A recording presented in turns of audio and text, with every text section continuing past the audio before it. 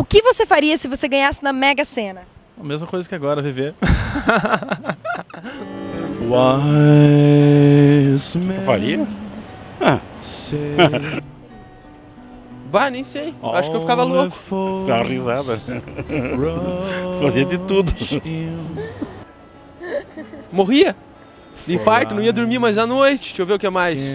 Ia me esconder. Sumiria um pouco do mapa. Ia só viajar, gastar o dinheiro.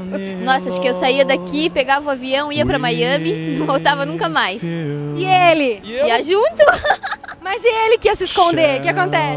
Não, mas aí eu ia ganhar, no caso ele ia se esconder, então aí... Acho que o primeiro passo eu ia ter que terminar depois dessa, né? Eu falei que você ia junto.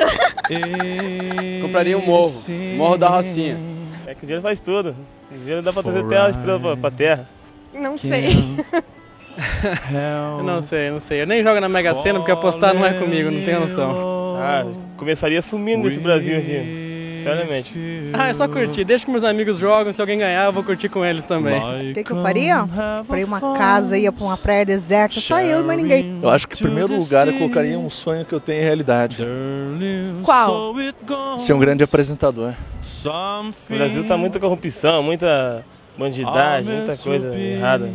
Ajudar as pessoas que sempre estiveram ao seu lado, não esquecendo, em primeiro lugar, sempre da sua humildade.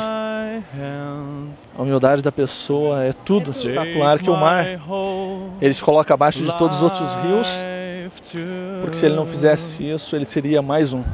Eu me mudava para Nova York, gravava o meu disco, patrocinava meus amigos aí que estão ajudando, e é isso. Valeu. Falling in love with you. Não, é que na verdade eu não sou muito capitalista, sabe? Eu gosto mais de viver tocando assim e tal.